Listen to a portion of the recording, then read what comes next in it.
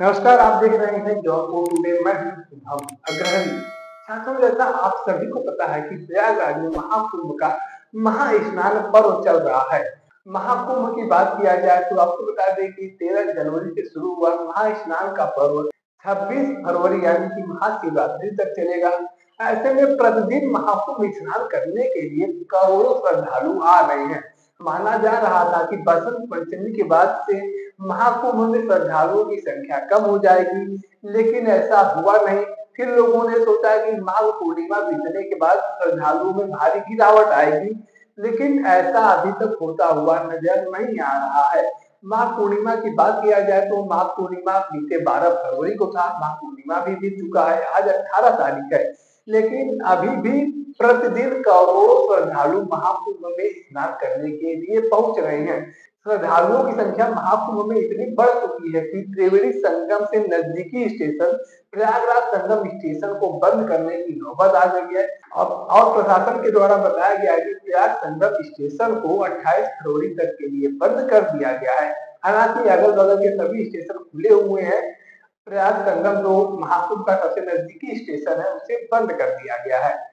और अब तक के कुल श्रद्धालुओं की बात किया जाए तो आपको बता दें कि 54 करोड़ से अधिक श्रद्धालुओं ने अब तक स्नान कर लिया है। आज के स्नानार्थियों या श्रद्धालुओं की संख्या को छोड़कर बात करें तो अब तक 54 करोड़ श्रद्धालुओं ने महाकुंभ में स्नान कर लिया है, यानी कि आस्था की डुबकी लगा लिया है।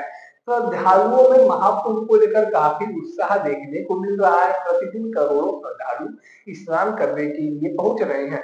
कल की बात करें तो आपको बता दें कि कल 1 करोड़ 8 लाख श्रद्धालुओं ने स्नान किया था।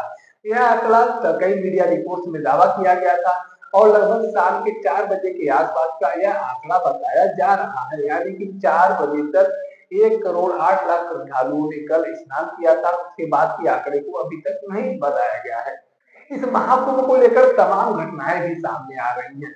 कहीं सड़क दुर्घटना हो रहा है तो कहीं रेल दुर्घटना हो रहा है, कहीं भगदड़ की स्थिति आ सामने कहीं भगदड़ की स्थिति सामने आ रही है। तमाम घटनाएं दुर्घटनाएं भी सामने आ रही हैं और बावजूद इसके भी अभी तक श्रद्धालुओं की संख्या में कमी नहीं देखी जा रही है। श्रद्धालुओं की किसी उत्साह में कमी नहीं देखी जा रही है।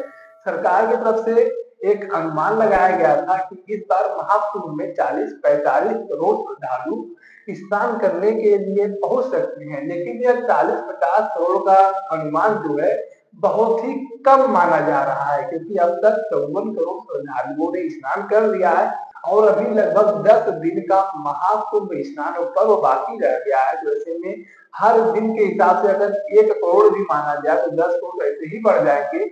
अगर 50 लाख माना जाए तो 5 करोड़ तो ऐसे बढ़ जाएंगे, यानी कि सरकार का जो अनुमान था उससे कहीं ज्यादा श्रद्धालु यहाँ पर पहुंचे स्नान करने के लिए। इस महाकुंभ को लेकर काफी उत्साह युवाओं में भी देखा जा रहा है। हर घर के युवा जो है वह महाकुंभ स्नान करने के लिए जा रहे हैं। इसके पहले ये होता था कि घर के बड़े लोग जो होते हैं वह महाकुंभ स्नान करने के लिए जाते थे। युवाओं में ज्यादा रुचि नहीं देखी जाती थी, युवाओं में ज्यादा उत्साह नहीं देखा जाता था। लेकिन इस बार का महाकुंभ सबसे अलग साबित हो रहा है। तमाम युवाओं के द्वारा प्लानिंग बनाई जा रही है कि हम आज महाकुंभ जाएंगे, हम कल महाकुंभ जाएंगे। तमाम युवाओं के द्वारा महाकुंभ जाने जाए और तमाम युवाओं के द्वारा भी महाकुंभ जाने की बात कही जा रही है। जबकि इसके पहले घर के बड़े लोग जो होते थे, मुखिया लोग जो होते थे, बुजुर्ग लोग जो होते थे, वही लोग महाकुंभ में ज्यादा दिलचस्पी रखते थे। लेकिन इस बार महाकुंभ में बड़ा बदलाव देखा गया है कि युवाओं ने भी जमकर हिस्सा लिया है, बढ़-चढ़ कर हिस्सा लिया है।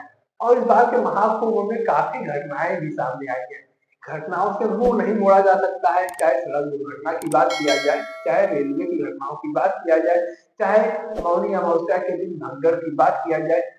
तमाम घटनाएं जो है आपके हमारे सामने है। तो ऐसे में हम लोगों को भी पूरी कोशिश करनी चाहिए कि बड़े ही संयमता से, बड़े ही धैर्य पूर्वक महाकुंभ जाएं, वहां पर स्नान करें और शांति पूर्वक स्नान करके अपने अपने घर को वापस चले आए। किसी प्रकार की अगर किसी प्रकार की अगर आपाधापी करते हैं, जल्दबाजी करते हैं, किसी प्रकार की अफवाहों पर ध्यान देते हैं, तो हम लोगों के साथ, आपके साथ किसी न किसी प्रकार की अपनी घटना भी हो सकती है। तो ऐसे में किसी प्रकार की जल्दबाजी की कोशिश नहीं करनी चाहिए। तमाम सड़क दुर्घटनाएं आए दिन सामने आ रही है, चाहे वह जौनपुर की बात किया जाए, चाहे आजमगढ़ की बात किया जाए, चाहे गाजीपुर की बात किया जाए, तमाम नेशनल हाईवे पर एक के बाद एक सड़क दुर्घटनाएं सामने आ रही है, जिसमें किसी किसी दुर्घटना में 1 लोगों की मौत हो रही है, किसी दुर्घटना में 4 लोगों की मौत हो रही है। यह तमाम चीजें हम लोगों के सामने ही आ रही है। ऐसे में हम लोगों का भी जिम्मेदारी बनता है कि अगर हम लोग महाकुंभ स्नान करने के लिए जा रहे हैं, तो बड़े ही धैर्य और संयमता के साथ जाएं, बड़े ही शांतिपूर्वक तरीके से जाएं, जल्दबाजी ना करें, नहीं तो किसी प्रकार की अप्रिय घटना हो सकती है। बाकी महाकुंभ को लेकर आपकी अपनी क्या जानकारी है, आपकी अपनी क्या राय है, आप कमेंट करके बता सकते हैं। अगर आप वीडियो को फेसबुक पर देख रहे हैं तो पेज को फॉलो करें, यूट्यूब पर देख रहे हैं तो चैनल को सब्सक्राइब करना ना भूलें। साथ ही साथ आप हमारे पेज को, हमारे चैनल को इंस्टाग्राम और ट्विटर पर भी फॉलो कर सकते हैं। धन्यवाद।